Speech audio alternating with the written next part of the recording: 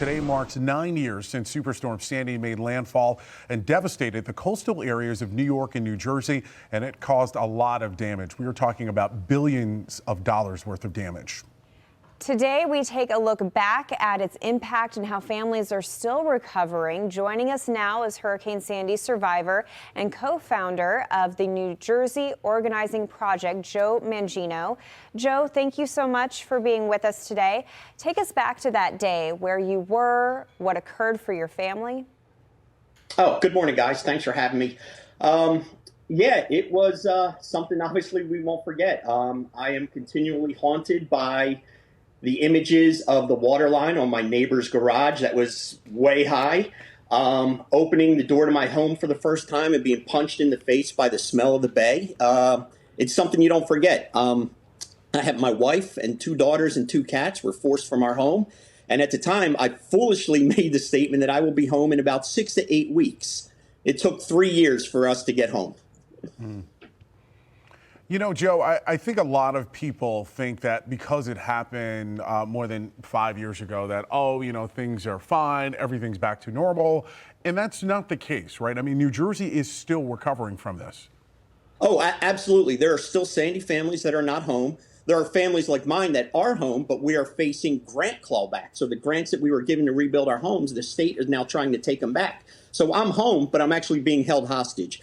We constantly fight to get people home. We've constantly worked with the state to get additional funds to help people because if you recall, contractor fraud, insurance not paying what they should have were things that really affected families getting home.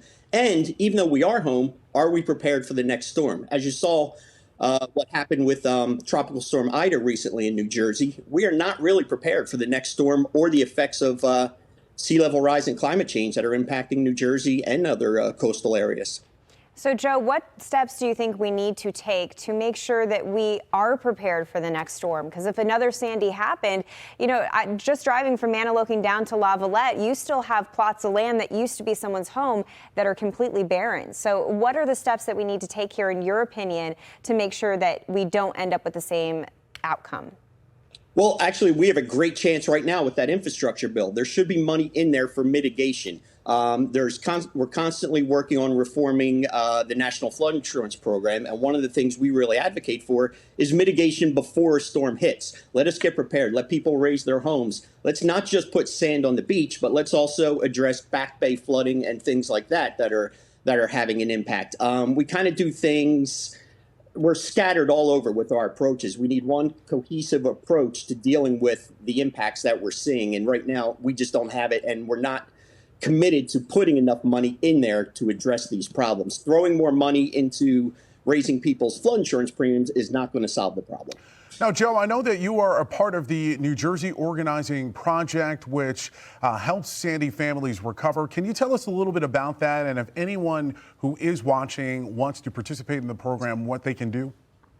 Oh, absolutely. So the NJOP, as we call it, was formed 2 years after Sandy. 2 years after Sandy, there were still thousands of people not home. And our goal was simple at the time. It was finish the job. It was get Sandy families home and make sure they could afford to stay home. So we fought for things like assistance with rentals and a whole bunch of other things, the grant clawbacks that we're currently working on. And we basically work in coastal Jersey, but with Hurricane Ida, we jumped at the chance to move to the western part of New Jersey and help them. You can find us on all the social medias, New Jersey Organizing Project, info at NJ organizing.com. We're all over the place. And again, what we do is we're not a service organization.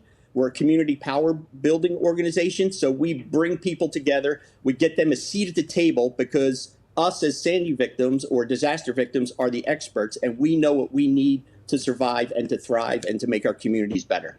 Well, Joe, let's keep our fingers crossed that we've learned our lesson and we won't have to repeat some of the same mistakes that we've made in the past. Thanks so much. Thank you. You guys have a great weekend. I appreciate spending time with you.